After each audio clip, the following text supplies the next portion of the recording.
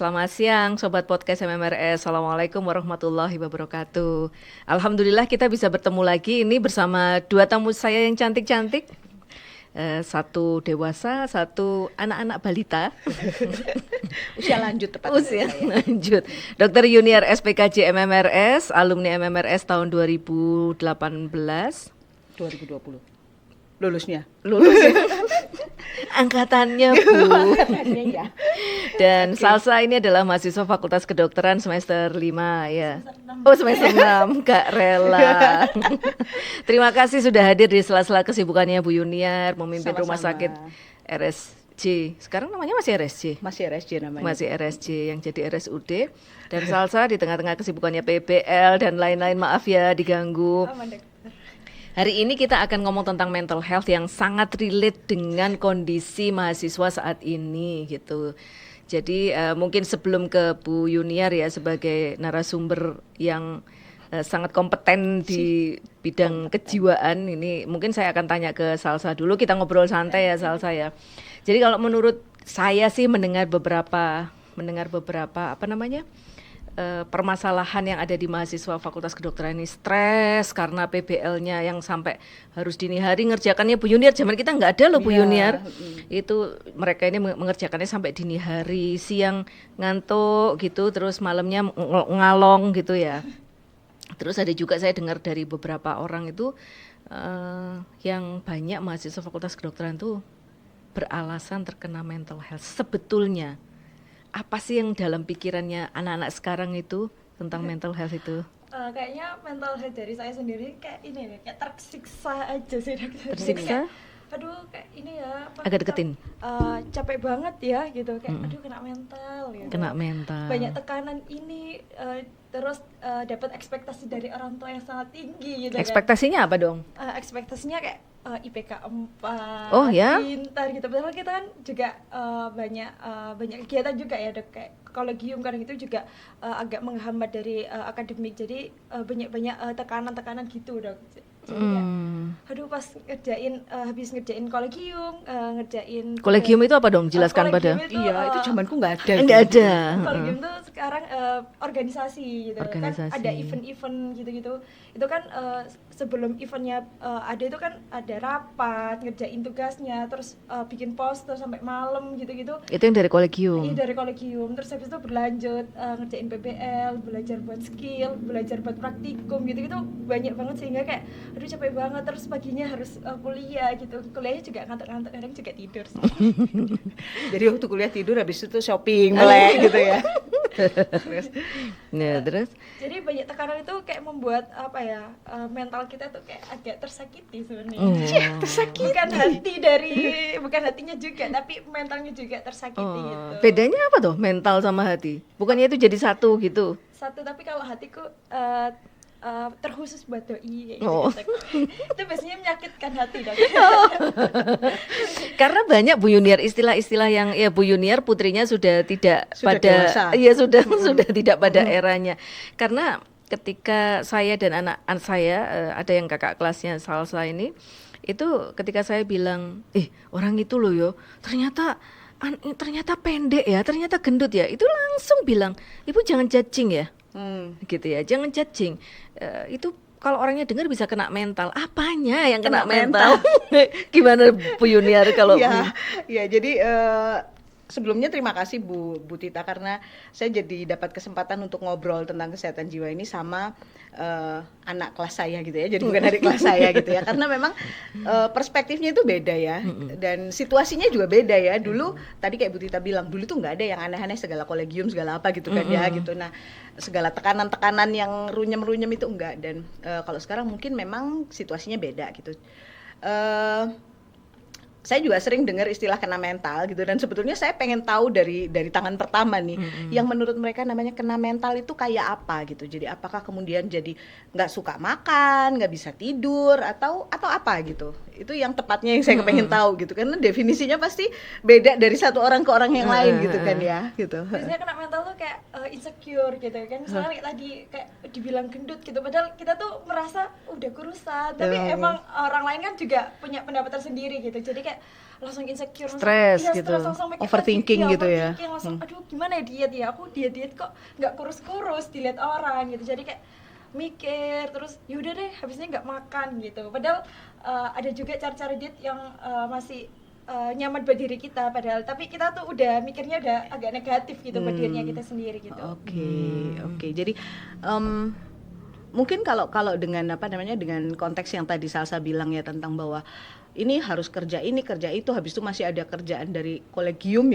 tuh saya nggak mudeng terus terang sampai sekarang gitu ya, karena setahu saya kolegium itu adalah yang mengurus Perkumpulan, dokter gitu kan ya gitu. Nah, betul. jadi saya pikir mahasiswa ada kolegium apa gitu. Nah jadi mungkin saya mesti ngomong dulu pertama tentang definisi kesehatan mental itu apa gitu ya. Jadi orang yang sehat mental itu adalah orang yang mengenali keterbatasan dirinya dan kelebihan dirinya, bisa bekerja dengan baik dan belajar dengan baik, kemudian relatif bebas dari stres, dan kemudian bisa berkontribusi kepada masyarakat. Itu sehat mental, gitu ya. Nah, jadi mungkin yang mesti diketahui juga oleh adik-adik bahwa stres itu penting. Gitu, karena kalau kita nggak pernah stres itu kita nggak hidup gitu. Contohnya nih ya, kalau misalnya kamu lapar nih, itu stres. Kemudian apa yang kamu lakukan? Kamu makan sehingga kamu tetap hidup gitu kan ya. Kamu mau ujian nih besok gitu kan ya. Kemudian kamu jadi belajar kan gitu. Nah kalau nggak belajar kan kamu ya nggak lulus gitu ya. Akan jadi mahasiswa terus disuruh nemenin Mas Santo gitu kan. Nah jadi stres itu dalam dosis tertentu itu perlu. Gitu. Nah, jadi yang mungkin saya pengen tahu itu dari sisi adik-adik ini tentang kadar stres seberapa sih yang bikin kalian itu sampai jadi kena mental itu tadi gitu ya gitu. Karena kalau misalnya stres itu dalam dosis tertentu perlu untuk mempertahankan kita hidup gitu kan. Tapi itu namanya eustress. Nah, kalau misalnya sampai kita melampaui batas kemampuan kita menahan atau coping, itu namanya distress gitu. Nah, ambangnya distress itu tiap orang beda-beda gitu. Mungkin kalau kamu dibilang gendut dan pendek sama Bu Tita, itu kamu akan, oh ini stresor gede banget karena aku udah diet dan aku ini kerjaku pragawati gitu misalnya ya gitu. Tapi kalau saya dibilang pendek dan gendut ya saya cuek-cuek aja gitu. Jadi itu bukan sesuatu yang melukai value saya gitu. Nah, jadi itu yang kemudian berbeda dari satu orang ke orang yang lain gitu. Nah, kadang-kadang itu berbeda satu orang dengan orang yang lain atau dari generasi ke generasi yang lain? Saya tidak bisa mengeneralisir Bu Tita gitu, karena bahkan di generasi yang sama gitu ya, itu ada yang tidak mudah stres juga gitu. Jadi ada juga kelompok yang dia tough, tetap baik-baik saja walaupun udah bolak-balik jatuh bangun mendal-mendal gitu. Nah, itu jadi saya tidak terlalu bisa mengeneralisir apakah itu perbedaan itu antar generasi gitu. Karena masalahnya adalah tadi yang saya bilang salah satu hal yang juga berbeda dari satu generasi dengan generasi yang lain itu adalah situasinya. Gitu. Jadi mungkin kalau kita dulu dihadapkan pada situasi yang sama anak-anak ini juga mungkin gitu ya. Juga stres. Mungkin ya stres juga gitu. Nah, cuman mungkin gitu. Jadi yang saya sering dengar nih Bu, maaf ya Bu ya. Yang sering saya dengar nih dari pasien-pasien kami yang mahasiswa itu misalnya salah satu sumber stresnya itu adalah dosen yang susah banget dicari. Kita dulu enggak pernah kesulitan mencari dosen kita ada terus kan di sini gitu. Nah, mungkin karena dosennya saat ini juga menghadapi tuntutan yang berbeda dengan dulu. Gitu kan. Kalau dulu ya udah pokoknya datang ngajar sudah gitu. Mungkin kalau sekarang dosen tuh harus dalam setahun meningkatkan kompetensi lah sekian banyak, bikin penelitian sekian banyak itu Bu Tita. Jadi itu hal yang sangat sangat kompleks gitu. Jadi bukan antar generasi perbedaan ketahanannya gitu, tapi antar individu. Jadi saya tuh sering sekali bilang ke anak sekarang, saya sekarang bilang kita anak dulu, kita berani bilang saya arek saiki gitu ya. Ke anak sekarang tuh menurut saya tuh lemah. Saya kan selalu bilang dasar lemah, dikit-dikit pengen ini gitu, dikit-dikit pengen tentamen suicide gitu ya, pengen stres, pengen ngapain, pengen macam-macam lah gitu ya. Bahkan untuk urusan yang sepele. Jadi beberapa waktu yang lalu saya tuh bimbing mahasiswa yang ingin meneliti secara kualitatif anak S1 tentang toxic parenting. Saya bilang bagaimana parenting bisa toxic gitu kan. Saya nggak terima sebagai parent ini, nggak terima. Ternyata iya karena parent saya, orang tua saya tuh bilang, kamu itu loh kok berjerawat sih? kenapa kamu nggak ngurus wajahmu Dengan baik. dengan baik? Saya bilang, kenapa itu disebut toksik gitu kan? Kan itu cuman Ibunya pengen dia cantik juga gitu iya, ya. gitu kan maksud saya dulu ketika saya di zaman saya itu, saya ini ya itu termasuk karena saya berani bilang pendek, karena saya itu pendek, ireng, urep lagi gitu ya. Terus teman-teman saya itu selalu kalau sekarang dinamai bully kali ya, saya nggak ngerti. Jadi dia tuh selalu body shaming gitu kalau saya nggak kelihatan gitu. Terus ada salah seorang teman yang bilang, "Endekmu itu piro sih? Pendekmu itu berapa sih?" gitu ya. Bukan tinggimu itu berapa sih, tapi endekmu itu piro sih itu kan. Dan tapi saya tetap aja cuek, nggak peduli Nggak gitu ya. Nggak apa-apa apa-apa gitu. gitu. Ada yang bilang, "Mbok sing rodok putih kayak Tita iku," gitu ya. Itu artinya itu sebaliknya gitu, bahwa saya itu diejek ireng gitu ya, hitam. Nah, tapi ya nggak apa-apa. Kenapa sekarang diarani jerawatan aja? Jadi dibilang ya toksik, dibilang ya. toksik orang tuanya gitu loh. Saya rasa mungkin kalau yang tentang case itu adalah setelah orang tuanya bilang begitu lalu apa gitu Iya, kan iya, ya. Itu yang tidak terceritakan mungkin ya Bu Tita ya. Mm-mm. Kalau misalnya orang tuanya cuman berhenti pada maido gitu ya, itu mungkin toksik gitu. Memang buat siapapun itu akan jadi toksik gitu kan ya. Oh. Tapi kalau misalnya kemudian orang tuanya bilang, "Mama itu loh punya kenalan dokter kulit sana, mbokan kamu pergi," gitu. Jadi kan skincare lah, beli ya, skincare. jadi kan akan terlihat bahwa intentionnya si mama ini ngomong gitu itu tadi adalah Perhatian. supaya anaknya itu cantik kan gitu kan gitu. Jadi kadang-kadang kita mendengar apa-apa itu sepotong-sepotong sehingga lalu kita judging gitu. Dan itu yang membuat banyak orang kena mental itu Nah, tadi ya. apakah itu adalah generasi tertentu yang gampang judging juga gitu? Biye, menurutmu Biye? Kayaknya iya lagi ngaku lagi gampang banget ngaku. Saya juga kadang Mamanya merasa- Salsa ikut nonton enggak?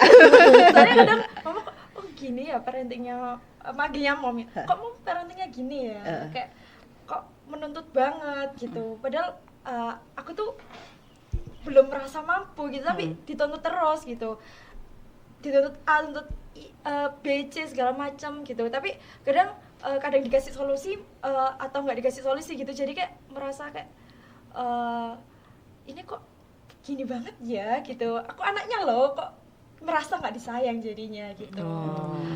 Terus habis itu kayak kadang sekarang sih kayak oh bagus sih gitu, jadi sekarang udah melihat yang dulu itu kayak oh ternyata Maksudnya Tujuannya itu ini. tujuannya baik gitu, tapi waktu itu memahaminya mungkin waktu itu masih bocah gitu ya.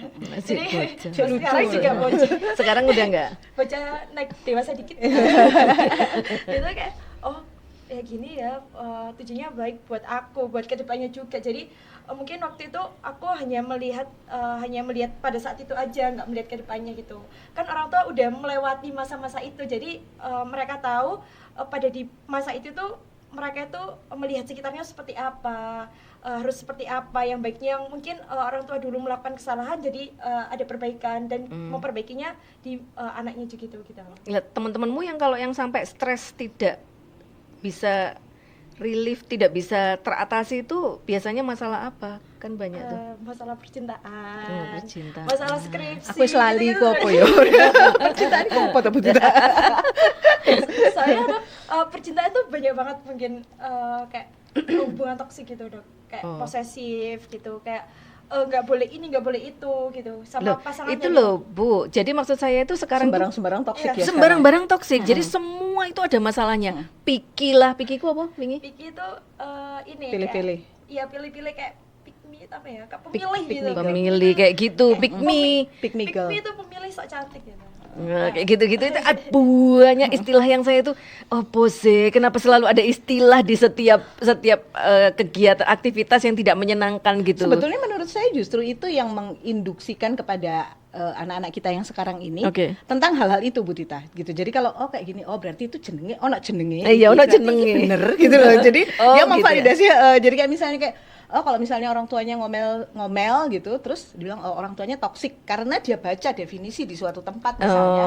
Orang tua yang ngomel aja itu adalah orang tua yang toksik gitu kan gitu. Padahal kalau misalnya kayak Salsa tadi contohkan ya, misalnya kok mama kayak gini sih, dan itu berhenti di kok mama kayak gini, akan terasa toksik gitu kan. Tapi kalau dilanjutkan, emang kenapa kok aku nggak boleh gini atau aku harus begini gitu, atau aku nggak bisa mencapai itu karena kemampuanku itu segini mah gitu. Kalau mamanya nggak ngerti juga mungkin bisa tanya ke orang lain. Nah itu akan hilang sebetulnya toksisitasnya gitu kan ya, Bu. Toksisitasnya gitu. Gitu. Jadi memang mungkin karena tadi saya mau bilang bahwa mungkin salah satu hal yang juga memicu munculnya berbagai karakter aneh dan istilah aneh itu adalah internet.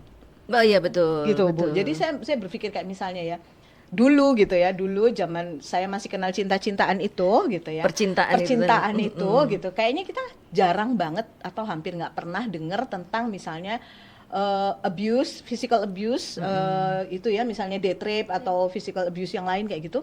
Dulu kan kita hampir nggak pernah ya Bu, yang jenenge si pacaran masuk kaplok-kaplokan gitu ya kan. Iya. Tapi sekarang itu ada gitu. Loh, arek-arek kita terinspirasi teko sopo? Terinspirasi. Ya, jadi kemungkinannya adalah mungkin relasi antara orang tuanya di rumah juga seperti itu, atau dia lihat di internet itu berbagai berbagai cerita tentang abuse ini gitu, dan dia pikir oh oke, itu berarti something yang aku bisa lakukan sekarang gitu ya. Betul, ya, betul. Gitu kan. Kalau dulu nggak kepikir cowok sama cewek terus cowoknya kaplok-kaplokan durung dadi opo itu nggak ada ya Bu Tita ya gitu. Turun dadi opo-opo Kok wis ngaplok. Kok ya gelemen bertahan di situ gitu. Gitu. Apalagi tren TikTok dong. Ya. Misalnya dari tren TikTok tuh kayak harus kayak misalkan toxic gitu. Toxic tuh kayak gini di TikTok. Terus pas kita lihat pacar kayaknya ada semua deh cirinya. Cocok. Ini mah toxic. Dicocok-cocok. Iya, dan bahkan pada dirinya sendiri juga ya, anak-anak bisa self diagnosing gitu kan. Itu yang biasanya menjerumuskan. Iya, bahkan ada yang jadi pada waktu itu Bu, mungkin betul karena ya era digital ini ya, era digital. Jadi ada salah seorang sepupu itu tiba-tiba telepon saya. Ini sudah tidak remaja, ini sudah bekerja dia. Sudah hampir menikah, dia telepon saya, tiba telepon saya nangis bombay yang sampai sesungguhan. Saya bilang ada apa? Wong ditelepon kok sampai. Dia bilang bahwa dirinya ini terdiagnosis sebagai bipolar. Berarti saya ini kan sakit jiwa. Saya makdek gitu kan. Oh iya. Periksa ke dokter siapa? Pertanyaan saya berikutnya. Loh enggak, loh diagnosis dewe. Loh, kok bisa? Enggak Dok, enggak diagnosis dewe Bu Yuniar. Saya tanya ke dokter, iya dokter opo, dokter sopo, saya bilang saya pengen tahu gitu. Terus ke Halo Dok, Halo dokter, Halo Dok, atau halo dokter. Terus di Halo Dok itu kan selalu psikiater ora gitu kan. Kadang-kadang mungkin juga mahasiswa fakultas kedokteran iseng gitu ya cari duit gitu. Tapi ada namanya di situ dokter siapa yang spesialis jiwa, saya milih ngeklik. Emang yakin yang mendiagnosis kamu itu dokter beneran gitu. Jawab. Dan itu sudah nuangis ketika saya bilang itu belum tentu gini-gini. Oh iya, berarti aku enggak, udah ketawa.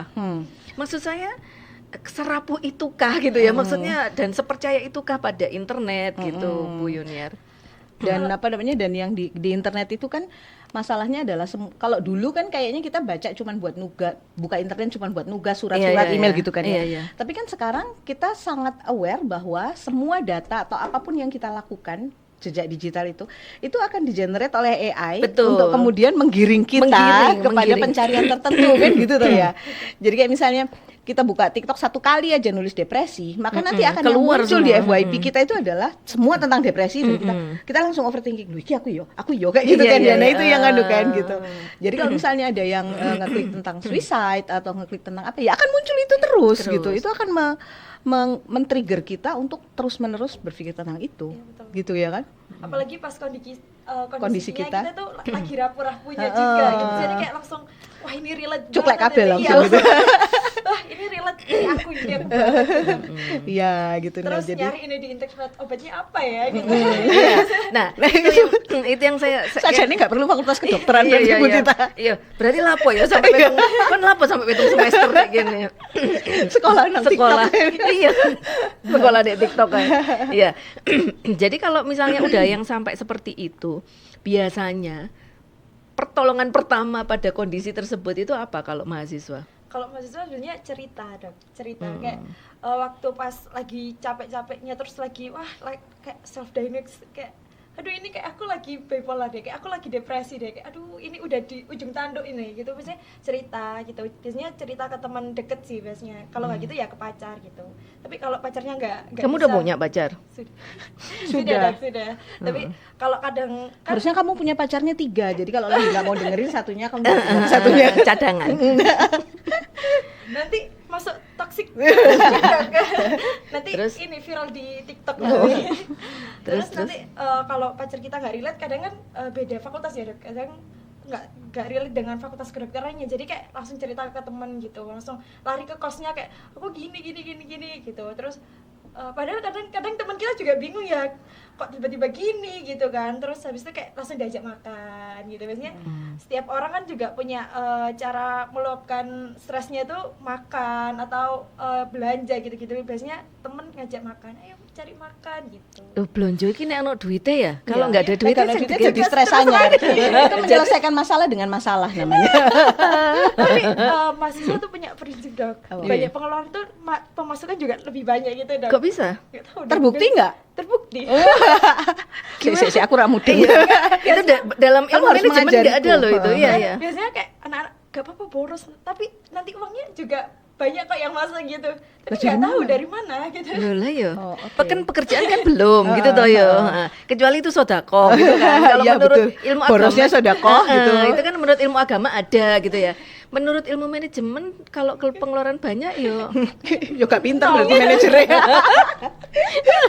Juga pinter manajernya. terus gitu. Jadi Iya. cerita ke temen. Jadi kalau saya pengen tahu nih Salsa, kalau misalnya kamu cerita ke temen, ekspektasimu itu apa? Kamu kepengen temenmu itu memberikan solusi, atau kamu cukup didengerin aja, atau apa gitu? Kalau dari saya sendiri sih, Dok, pengen cuma didengerin aja, pengen meluapkan isi hati. Kadang kan kayak tadi tiba-tiba ke temen gitu, padahal kita sebelumnya tuh udah ada masalah itu, jadi kayak numpuk-numpuk, pas nggak ketahan itu baru cerita gitu. Ceritanya cuma Pengen ngeluarin meluapkan aja dan didengerin Iya, gitu aja didengerin ya. aja, gitu. Jadi capek banget gitu, udah mendam gitu, tapi nggak ada solusi-solusi dari kitanya sendiri gitu. Jadi yaudah kita keluarin aja, nanti solusi akan datang sendirinya gitu. Kan habis udah pikirannya Udah udah plong. terbuka gitu. Jadi kayak ada solusi nanti gitu. Kelihatannya itu sederhana ya, tapi sebetulnya buat untuk zaman sekarang ya, sebetulnya untuk punya teman yang bisa didatangi dan mendengarkan itu luxury sebetulnya Bu Tita gitu. Jadi semua orang pasti sibuk dengan pikirannya sendiri-sendiri, dengan stresnya sendiri-sendiri gitu kan. Nah jadi ini sebetulnya yang sebaiknya, yang seyogyanya dibudayakan pada anak-anak kita. Saya bilang mahasiswa anak-anak, kalau dulu saya bilang adik-adik ya. Nah itu bahwa mendengarkan, active listening itu adalah hal yang sangat membantu gitu. Jadi anak-anak harus belajar tentang mendengarkan ini Bu Tita.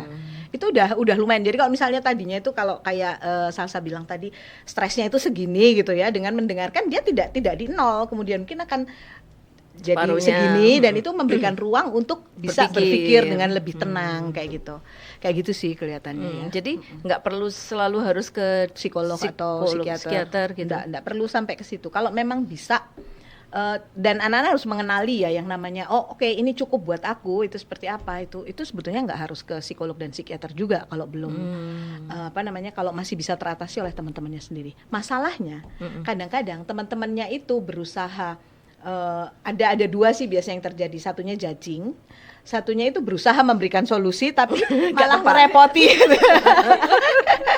Dan dia juga mungkin panik juga, waduh aku harus ngomong apa ya, jadi dia mengarang-arang. Nggak usah, yang dibutuhkan tuh cuma didengerin gitu kan ya, gitu. Didengerin tuh artinya adalah kalau diajak ngomong dilihat matanya gitu ya, HP-nya ditaruh dulu kayak gitu nih, kayak Iya ya, gitu aja. sekarang kan sering juga ya sambil dengerin sambil begini, nggak Jadi dengerin kan. jadi itu bedanya mendengarkan dan mendengar. Mendengar. Itu yang harus di ini sama adik. Soalnya saya kalau lihat kalau kan sering suka cerita ya, Dok. Jadi kalau ada orang yang lagi saya cerita itu, saya ceritakan tuh main HP kayak udah males gitu dengerin, apalagi nanti saya curhat ya ke orang ini, jadi kayak biasanya kayak agak milih-milih gitu buat curhat. Terus milih-milih juga orang yang dipercaya gitu. Kadang kita yang curhatin bocor ke bisa sana. kemana-mana gitu. Bocor halus. Iya, kita kan suka membuli, menggosip-gosip gitu kan, dinding itu bisa mendengar ya. Iya.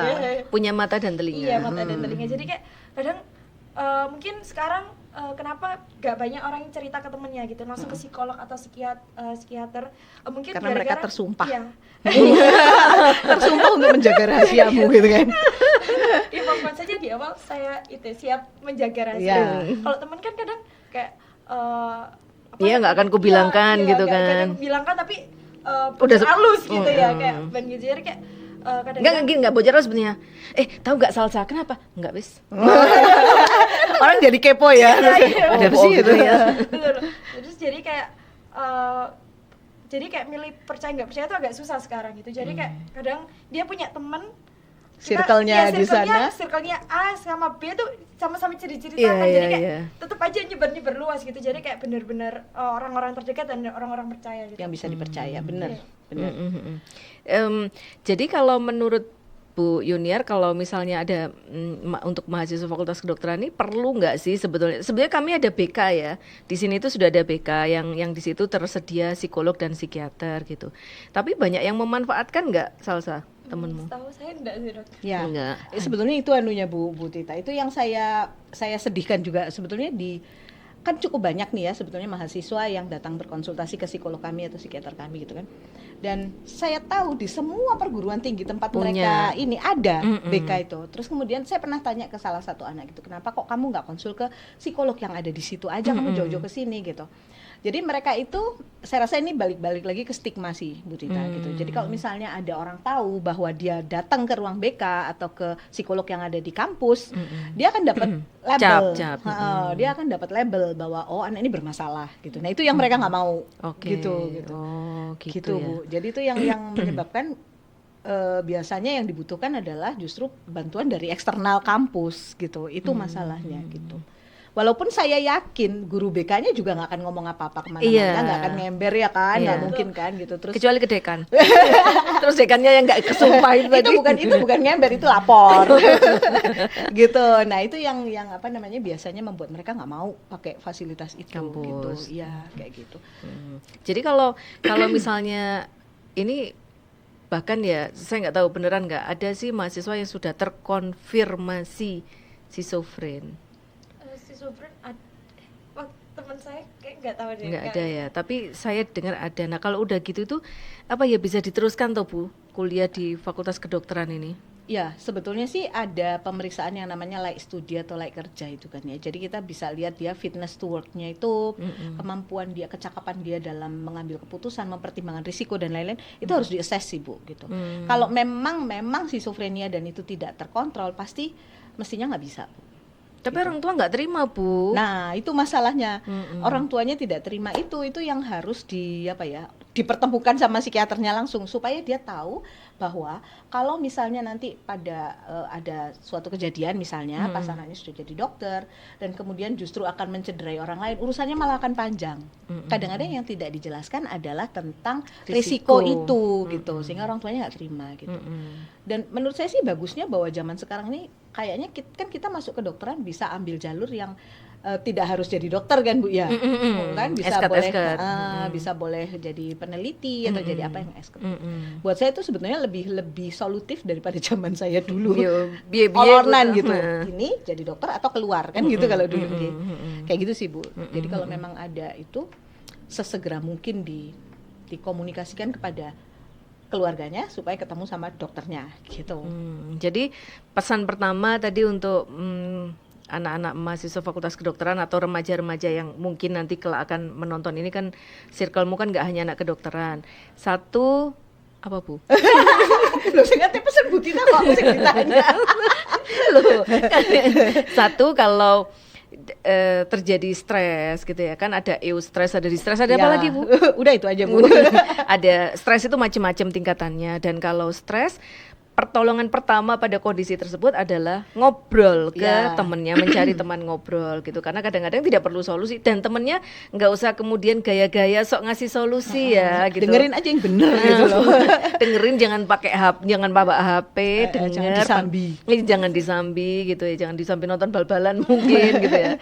Sama pacar-pacar ya kalau ada yang stres gitu. Dipuk-puk. Mungkin yang perlu yang perlu dipegang terus sama adik-adik itu adalah kenali perubahan. gitu. Kenali perubahan pada diri dan orang lain dan lingkungan gitu. Jadi kalau misalnya kalau kamu tanda stresmu apa? Kamu kenal nggak kapan kamu udah ini aku udah stres banget gitu? Itu kapan? Kayak apa tandanya? Kalau udah stres banget itu kayak kayak makannya itu makan banyak tapi turun berat badan, kayak beratnya. langsung kayak banyak pikiran gitu. Terus pas OSCE, pas sebelum OSCE itu stresnya tingkat tinggi tuh. Lah yo, Iya, terus tapi tandanya tanda, apa? Yang tandanya yang apa? pada dirimu itu apa? Tidur tuh kayak kepikiran, jadi tidurnya tuh nggak bisa, bagus, iya, kualitas nggak bagus, tidurnya. iya. Itu langsung wah ini udah nggak baik gitu. Oke. Itu baru tuh biasanya kayak gitu sih, Dok. Saya lalian. Kalau anu ya. Iya. Oh iya, juga lupa. Jadi kayak abis misalkan naruh HP gitu, terus berdiri aja kadang mana ya HP, padahal di depan gitu, tapi Iya. pikirannya mungkin gara-gara pikirnya kacau juga, jadi apa yang kita rasakan juga kacau. Nah, gitu harus Itu bagian dari stress management. Jadi bagian dari stress management tuh yang pertama adalah kenali tanda stresmu gitu. Jadi kalau misalnya saya mulai, tapi saya selalu makan banyak ya. Kalau makan lebih banyak dari biasanya gitu, itu artinya saya mulai stres gitu. Saya tahu bahwa oke, ini waktunya saya mencari cara untuk coping gitu kan.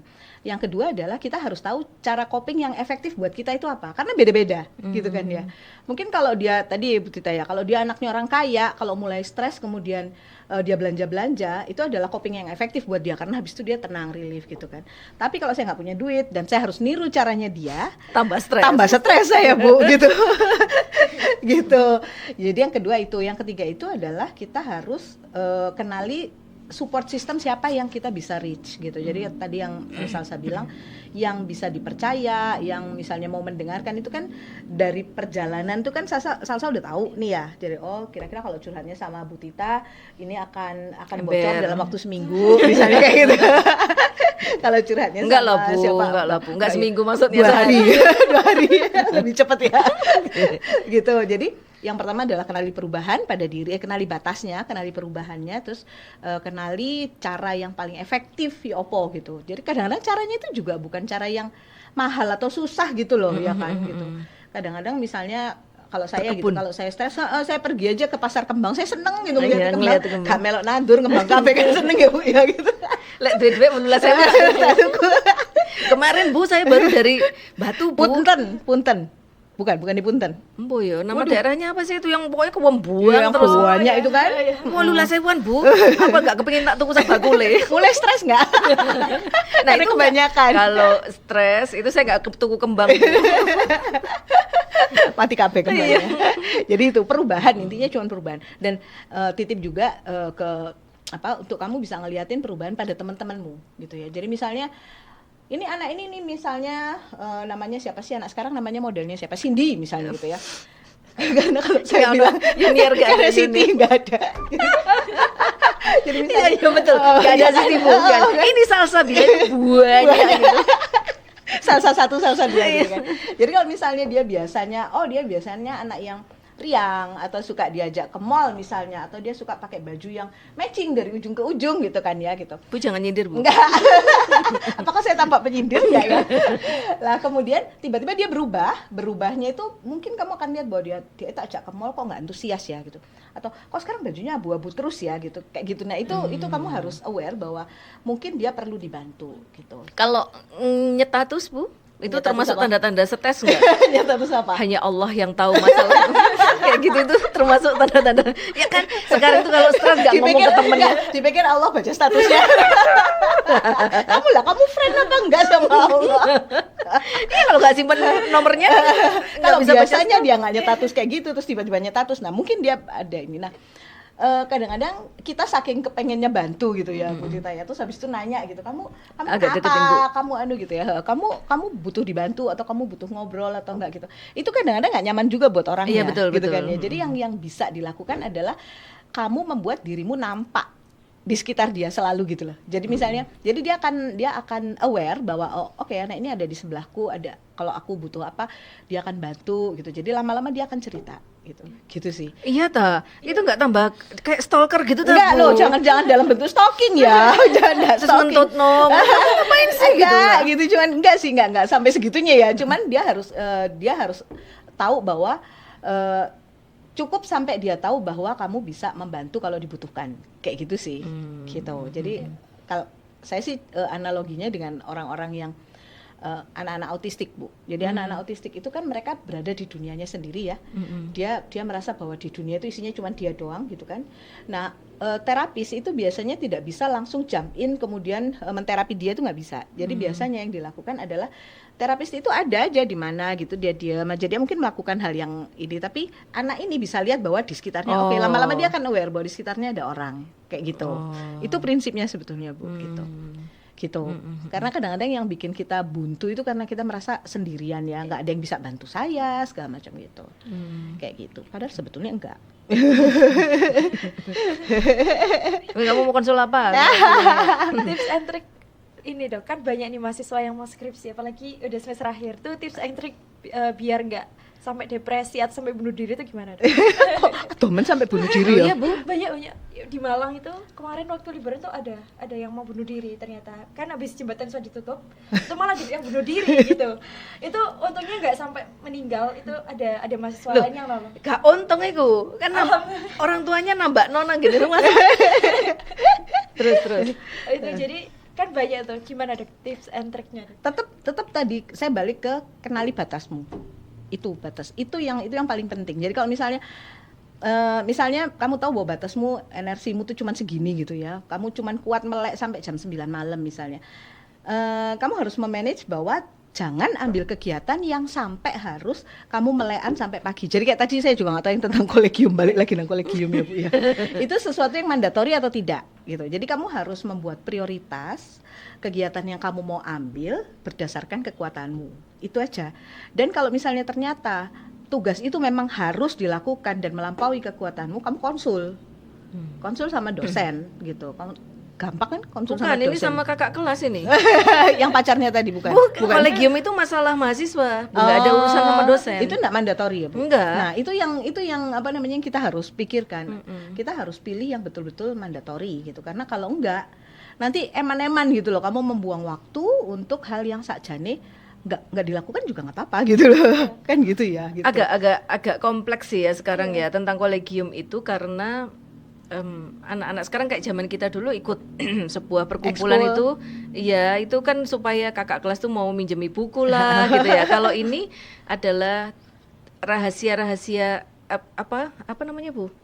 Kok intern? RI itu akan diberikan kalau dia dekat sama kakak kelas, dikasih tips and triknya gitu. Nah kalau dia nggak ngikut, malah kayaknya tuh mereka lebih takut ke Lebih penting itu kolegium daripada daripada ya. dosennya. Dia berani tuh skip tugas dari dosen, skip kelas hanya untuk ngikut kolegium itu. Kalau misalnya kampus mengenali potensi hazard kayak gini ya Bu ya gitu. Nah, itu sebetulnya itu memang direstui oleh kampus atau direstui kan? direstui atau dikasih batas. Apa yang lu gitu? Kamu batasannya kalau apa? nggak ikut kolegium itu dapat sertifikat nggak sih? Bukan sertifikat namanya, kalau Apa? di FK itu Poin. SKK.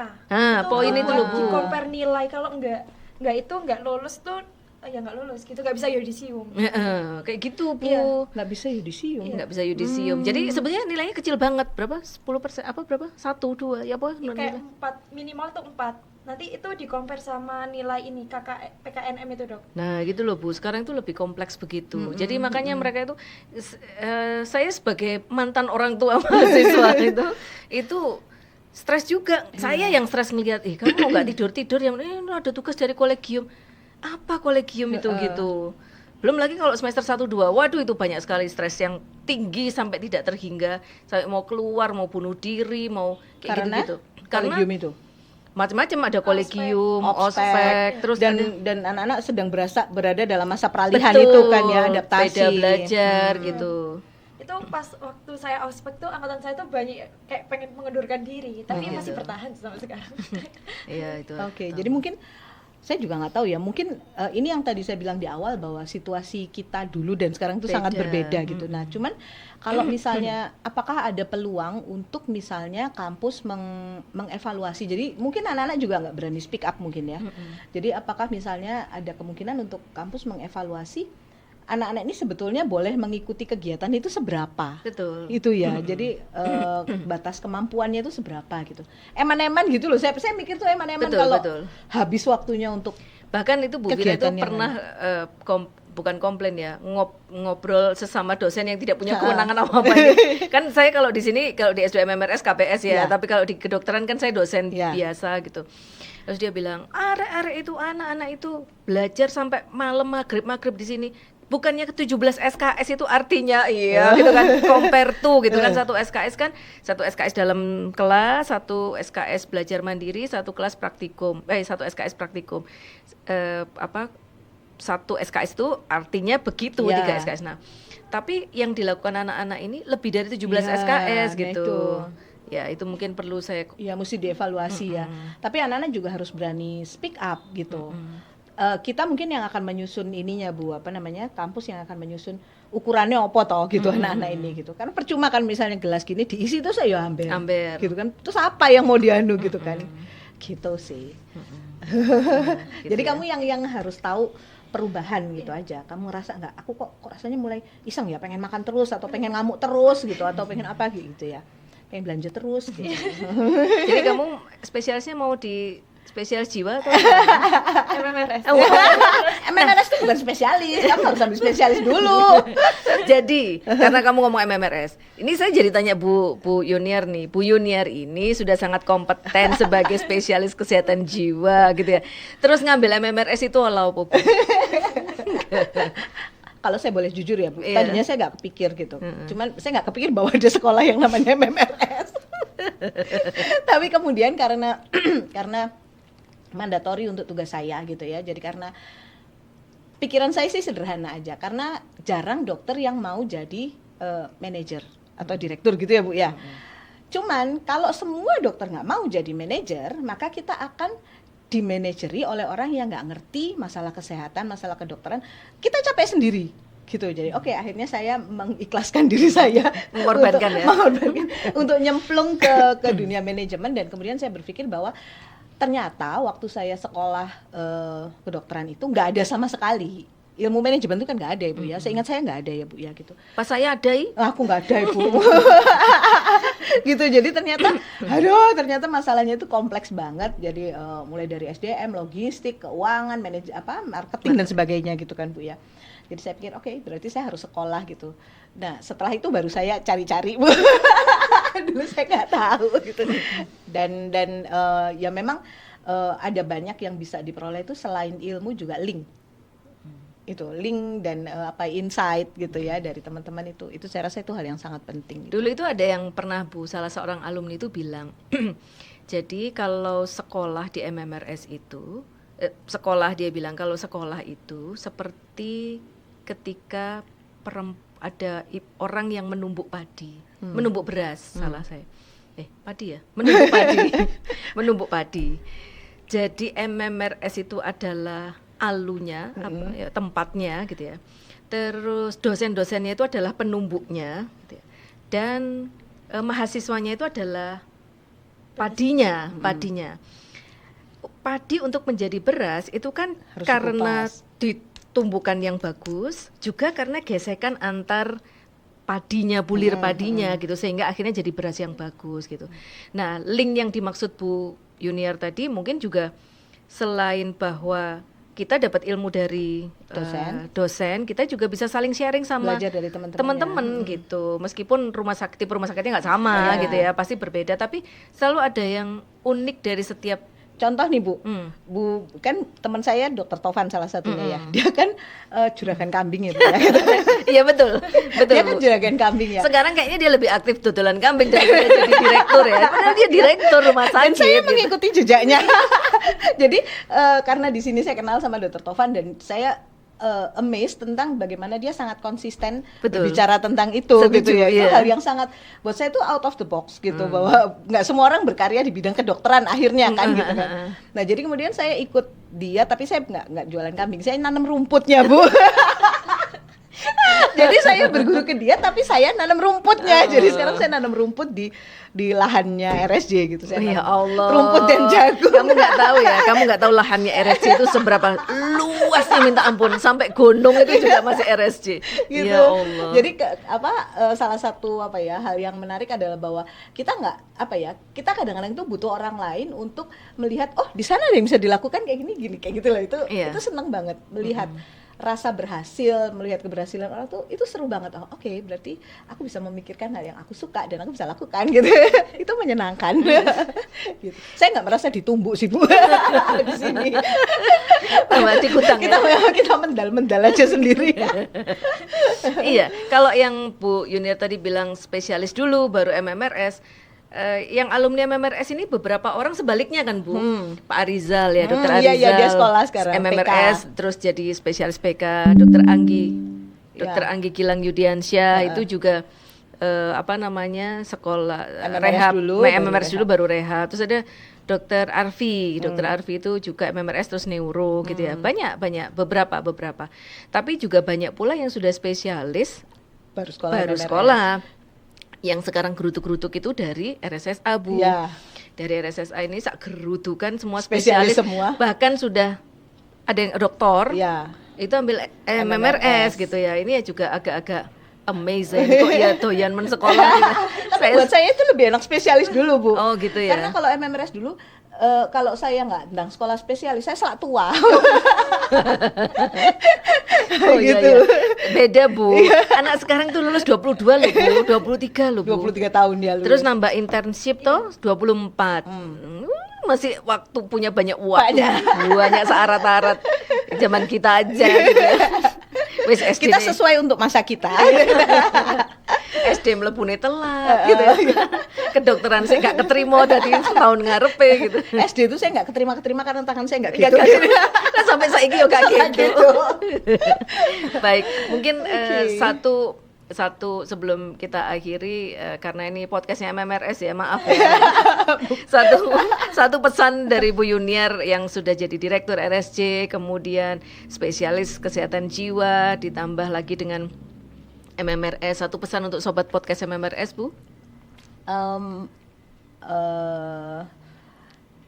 Saya suka ada satu lagu yang tentang vacation. Jadi kita bisa menganggap hidup kita itu, semua pekerjaan kita itu liburan, supaya kita semangat terus untuk melakukannya itu. Jadi kalau misalnya liburan ya, kadang-kadang kita berpikir bahwa aduh males banget mau packing, tapi toh kita atasi karena kita mau liburan gitu kan gitu. Nah jadi kalau misalnya kita anggap semuanya liburan gitu, playful gitu, maka kita nggak perlu kerja lagi, kita liburan sepanjang hidup kita gitu. Itu sih ininya. Oh, ya.